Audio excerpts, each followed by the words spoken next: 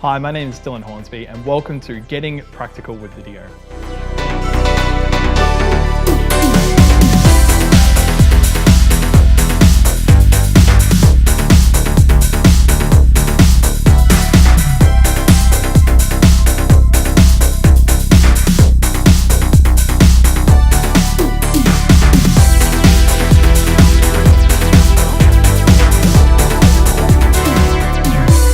I've been making video content for the last 7 years for social media, documentaries, and music videos. And even before that, I was out there making short films with friends for a bit of fun.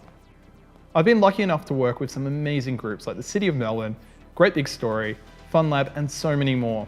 Working in the industry has also given me the incredible opportunity to teach digital media at Deakin University.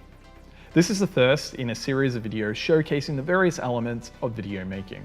It's important to note straight away that this won't focus on film production. We won't be using a set and we won't be using a studio, but rather what we're going to be using is devices and software that are easily accessible and most likely already at your fingertips. These videos are made with the intention of helping out anyone with any skill level and/or access to technology. A smartphone is all you need to get started, particularly for the first several weeks.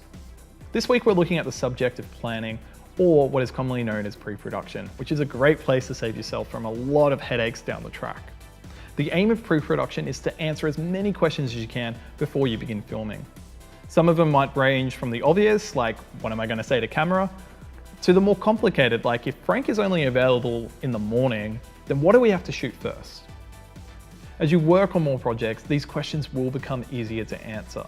But one thing that you might notice is that the list of questions that you have at the start of a production might start to get a bit bigger as you learn from each experience. Without making things too complex, there are two questions that I like to ask myself before I begin anything. And that is, what is the vision, as in what will it look like? And what are some of the key objectives and messages that I'd like to take away? With these two questions alone, I can already consider things like format or genre, and also what and who I might need to make it happen. Along with this, it's important to understand your limitations. If you don't have a budget, then you might not be able to use that high-end gear, but rather you're going to have to think a little bit outside the box and maybe use a well-lit room and your smartphone instead. An important part of pre-production that I find is often overlooked is just making sure that you're comfortable using the gear that you are planning on using as part of your production. Anytime that I use a new piece of equipment or an editing suite, I always give it a test drive first. Plus, it's always fun to learn and upskill.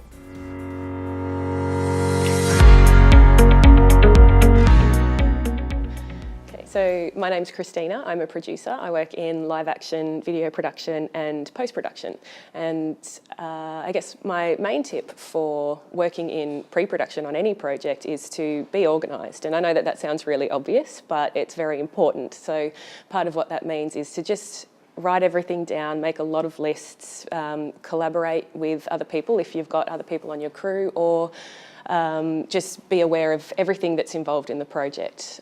It's also important to be flexible though, because at the start of one day you might come up with a plan and by the end of it you realise that you can't do it. So hopefully by being very organised you can easily shuffle around all those different elements and come up with a really good solution.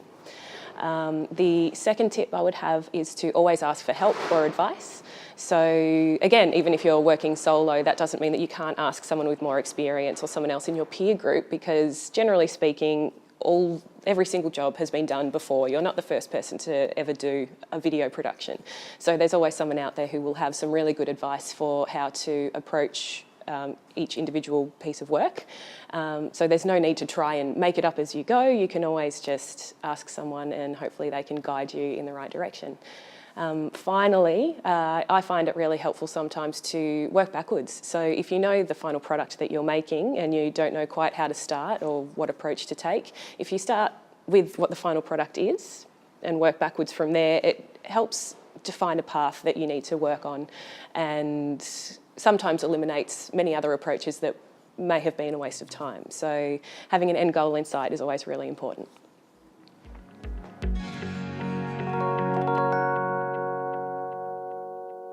Next, let's look at scripting and storyboarding. I would strongly recommend to anyone to take the time in pre-production to write a script or make a storyboard. This is where the ideas start to become real. Your ideas are now out of your head and physically on a page. From here, you can add, subtract, or edit your ideas.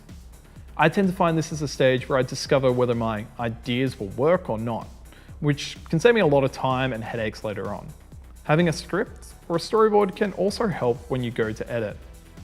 This can act as a bit of a reference point for you if you shoot things out of order or you're just trying to remember where the B-roll is meant to go. My final tip this week is that not everything's going to go to plan, so it's really important to keep a level head and be open and flexible to change. This week we looked at pre-production, planning, and scripting, and now it's your turn to give it a go. Let me know in the comments what some of your questions are before you begin production. Next week we're going to be looking at camera basics. Be sure to subscribe to me on YouTube and follow me on Twitter for more updates. Until next week, I've been your host Dylan Hornsby, and I'll see you online.